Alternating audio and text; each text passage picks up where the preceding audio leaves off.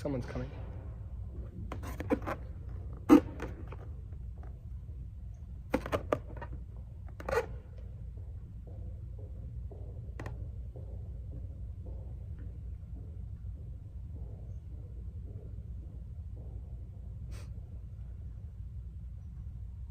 Huh. Hi, I'm Caleb. I'm Carrie. And this is Really Real News. Do I actually have to go first? Yeah, go ahead. Okay, so our topic is global events. We never say that. Do we have to say that? I don't know, it makes me upset. Anyway, so we're going to talk a little bit about Andrew Tate. So Andrew Tate and his brother, Tristan, they went to Romania on Monday. They live in Romania, so they went back to Romania. They went back to Romania, but they had a travel ban on them. They didn't have a travel ban, they had a warrant. That's why they were staying out of Romania. So anyway, he's a self-proclaimed misogynist. So he faces charges right now with human trafficking and forming an organized criminal group to sexually exploit women. He's apparently really happy to be back in Romania. He describes himself as one of the most important people on the planet. That's one heck of a mindset, to be honest. It's called an alpha male, you don't understand. So while in Romania, he was reported saying many disgusting things and disturbing things about like women's and like the policies of women. This is so old. Would you like to write the script next time? Just finish it up. Anyway, so obviously he still faces allegations and stuff. They haven't proven anything yet. Yeah, because it's not true. I'm sure they'll find something because you can't say that those many like disgusting things. Anyway, so he's under a criminal investigation. They went to Florida though because the travel ban was lifted, so that's pretty cool, I guess. At least he gets to travel before he spends the rest of his life in prison. He's not going to prison. He's a read multi-millionaire. He'll go to a white prison, if anything. A white. Yeah. So, as we know, there's a war going on between Palestine and Israel right now. And at a military prison in central Israel, 18-year-old Itamar Greenberg would rather sit in a prison cell than fight for the military of Israel. He prefers this to killing children and many innocent people. With this stance, he is seen as a traitor and has brought shame on himself as a Jew and a citizen. The way that this is viewed is that serving in the government over there is a privilege and will be done for they have been taught about since elementary school. I feel like I'm in elementary school reading this. And the right has been bestowed upon these men at the age of 16. It is simply part of social fabrication. Greenberg said his refusal to serve came as the culmination of a long process of learning and moral reckoning. Then, in a quote, he said, "The more I learned, the more I knew I couldn't wear a uniform that symbolizes killing and oppression," he said.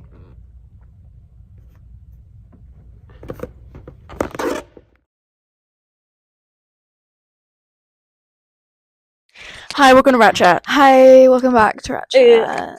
We're here. You need to calm down. I took a nap, so I'm really energized. Way too energized for this Wednesday day. Alright. It's Wednesday, actually. Oh, okay. We're back. Okay. Okay, so Catholic news. Yeah, this is Catholic news today. First off, King Charles and Queen Camilla postponed their visit to the Vatican at the advice of Pope Francis's doctors, who say the Holy Father needs more rest time following his recent illness. Yeah, it's on period. I would do the same thing too. I don't want them coming to my house when I'm sick. They're not. I hate him. Please. Like what? Please. Anyway. Yeah. Okay, so we are in the third week of Lent. This Sunday, we will be hearing about the story of the woman at the well. Pretty classic. Oh, I like that story. I really do. Yup. And if you're struggling with your Lenten sacrifice, then just know we are more than halfway through now. Yes. Okay. This is kind of troubling and a little bit sad, so this is a warning. Trigger warning. Trigger warning here. The Memphis Police Department arrested a 30-year-old man who is accused of sending a threatening email to a local Catholic parish expressing his intent to butcher Catholics with a machete last week. The suspect has a mental evaluation hearing scheduled for the morning of April 7th, according to police. Wait. Yeah, so prayers for that church, for that parish. Hashtag don't get slaughtered. Yeah, don't get slaughtered. If you see if you see a guy coming at you with a machete, run away. Arm yourself with a crucifix. Like, If you're in Memphis. yeah, watch yourself if you're in Memphis. Yeah. Yeah. Poor guys. Yeah. Prayers, many prayers. Yeah. Many thoughts and prayers. So Catholicism played a big role in this year's spring musical at BRHS. The Sound of Music. Duh. And it featured many of our own students playing nuns. How fun is that? So fun. You may have noticed one that you see in this video. You may have. A local And celebrity. 2 of our parish nuns joined us for the Sound of Music. They had a great time. Sister Bernadette and Sister Michael Ann. And we were happy to have them. So yeah. Yes. Sources? The CNA, Catholic News Agency. And Hallow. That'll be that name. Right. Thank you. Bye.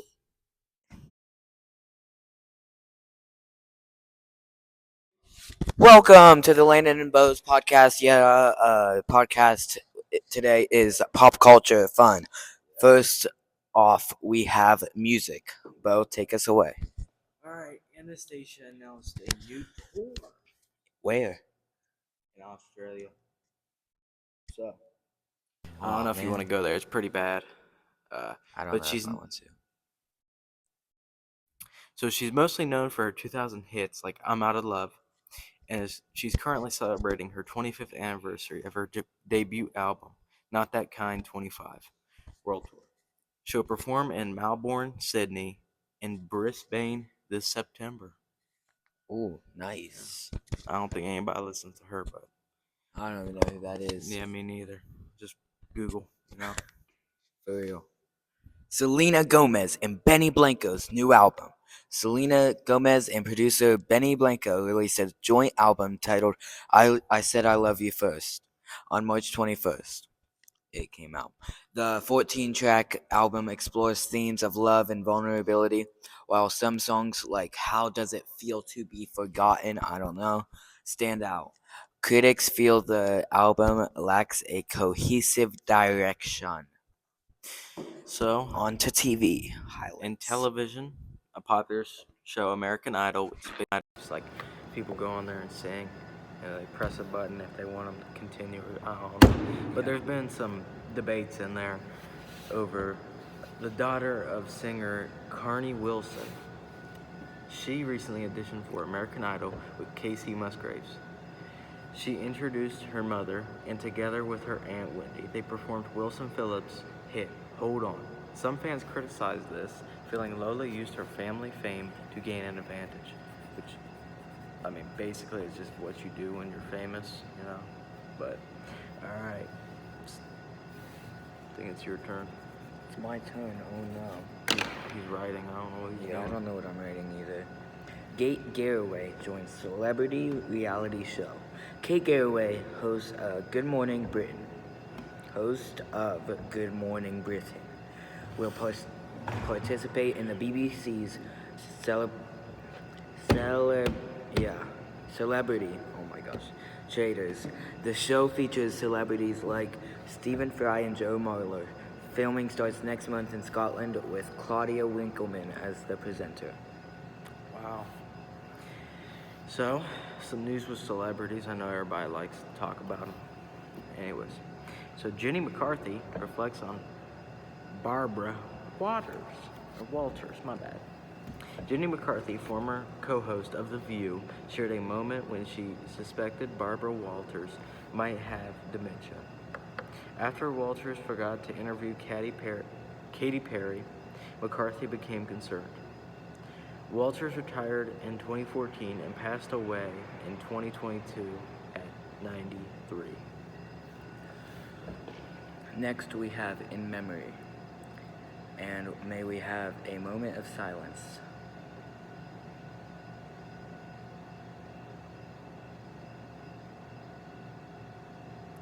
George Foreman is dead.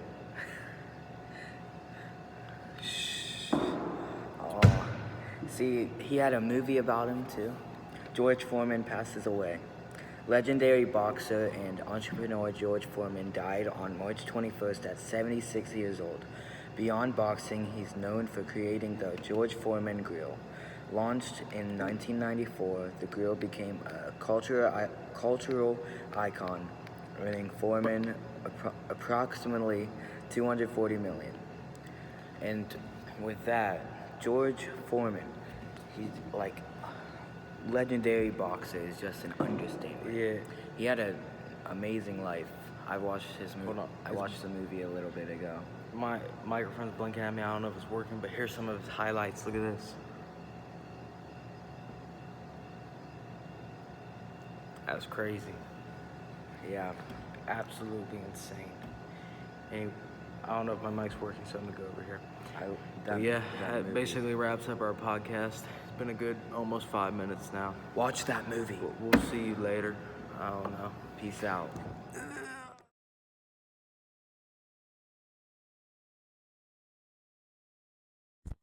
Hi, I'm Charlie, I'm Evan, and today I'll be talking about the hottest and coldest places in the U.S. and I'll be talking about the wildfires in North Carolina.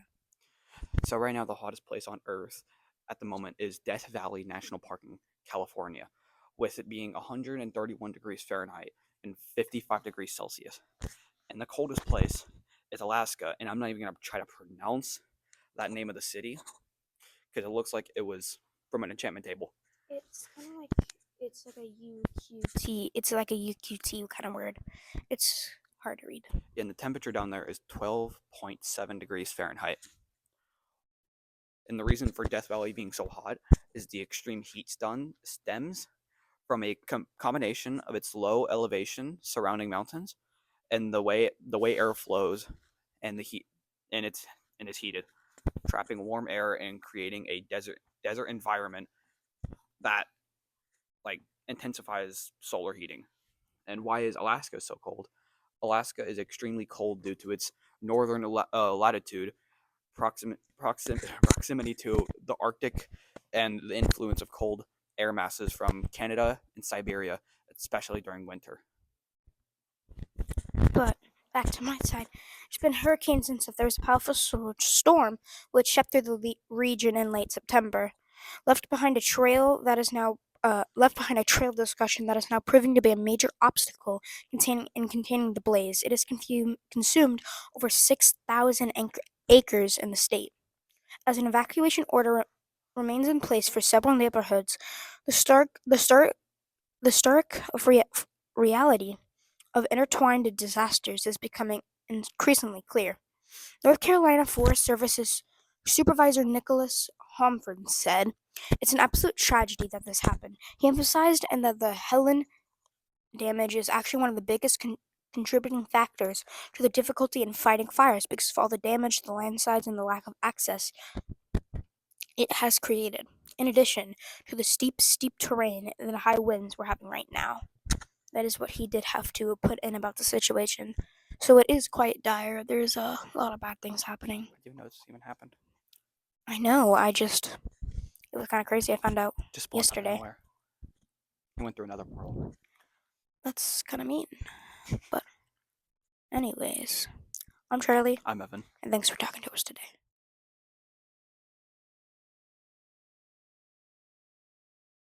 For this week's podcast, I'm alone because Ella is not here.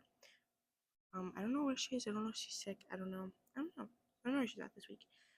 But we got sports for this week. So I'm gonna talk about March Madness. I'm a little clueless when it comes to sports. So I just looked up a couple of articles to like explain what's happening in March Madness because I could not do that to save my life. Um, in men's March Madness so far, the tournaments have some thrilling games and unexpected upsets. So teams like Kansas and Duke have been performing well, while lower ranked teams have made surprising runs, which is obviously making a lot of excitement for their fans. As we head into later rounds of the competition is fierce and everyone is eager to see which teams will make it to the final four. Um,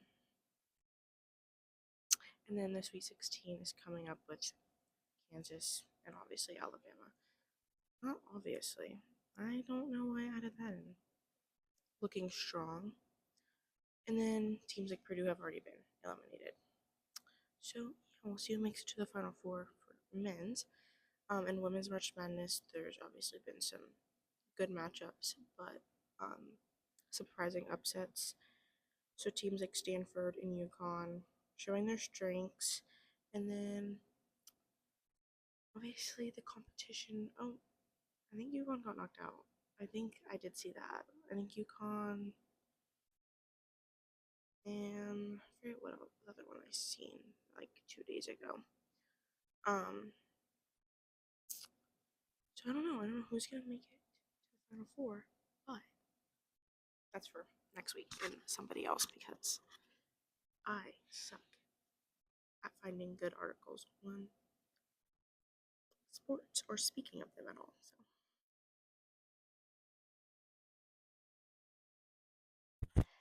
We're back. A week 7, 8. Something like that. They're all colliding. We're in fourth quarter.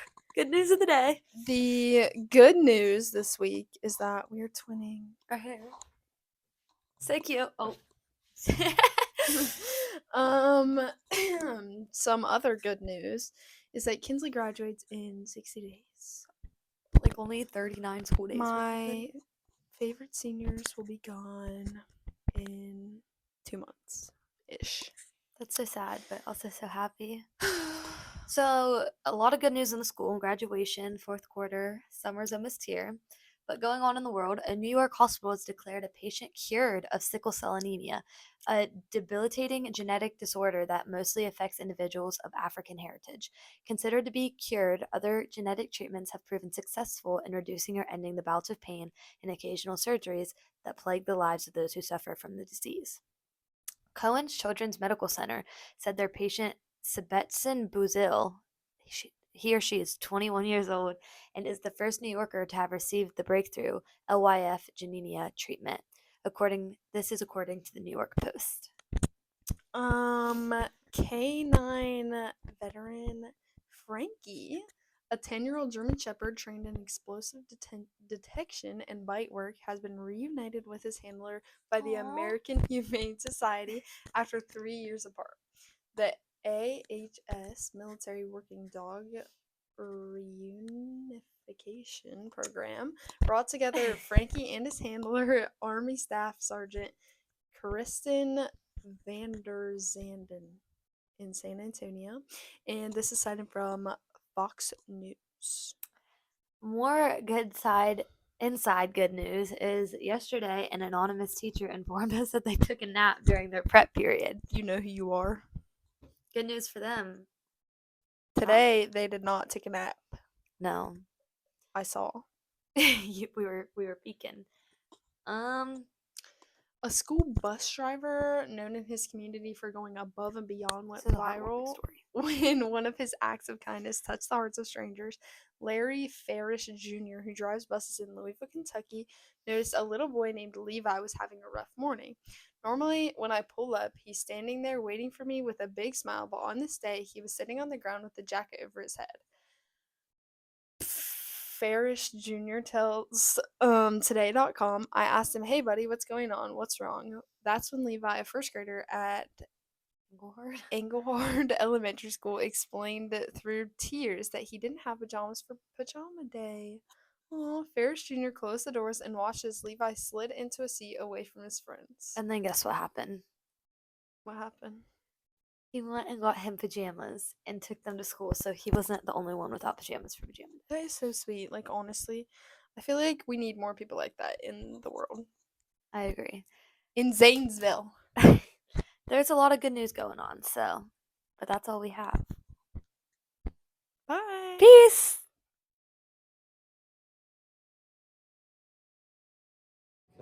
I'm Brendan. And this is government. Controversy over use of signal messaging app for military communications. Senior officials in President Donald Trump's administration are under scrutiny for using the encrypted messaging app Signal to share sensitive military attack details prior to a strike in Yemen. The inclusion of a journalist in these communications has raised questions about the security and legality of using such platforms for classified information. National Security Advisor Mike Waltz has taken responsibility for the oversight, while Democrats are calling for investigations into potential breaches of national security laws. Executive order for modernized government payments. President Trump signed an exclusive order mandating the U.S. federal government cease excusing paper checking for all dismantles by September 30th, 2025. This move aims to modernize the government's payment system and reduce costs associated with the paper-based transition. Overhaul of U.S. election procedures. A new executive order from President Trump seeks to implement significant changes to U.S. election procedures, including requiring proof of citizenship for voter registration. This proposal faces substantial constitutional challenges, as election procedures are traditionally managed by individual states. The order has sparked debates about voter accessibility and election integrity. Senate confirms new head for FDA and NIH. The Senate confirmed Marty Makary and Jay Bacharachowicz, both known for their skeptical of previous COVID-19 response, as the new head of the Food and Drug Administration, FDA, and the nation's Institution of Health. Respectfully, the appointment signed a petition shift and direction of U.S. public health policy. Social Security Administration implements Fairness Act. The Social Security Administration announced significant progress in implementing the Social Security Fairness Act.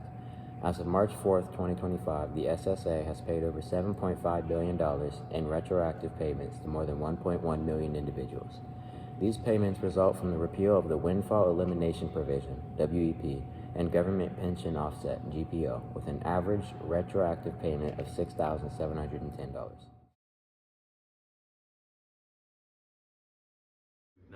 Episode 9, Global Outreach. There's floods in both Kentucky and West Virginia currently, devastating the families of many. They're losing their homes and their jobs. So you can help support the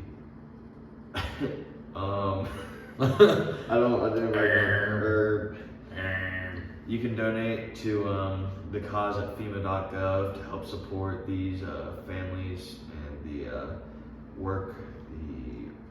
I don't know what the hell FEMA is. Yeah, what the hell is FEMA?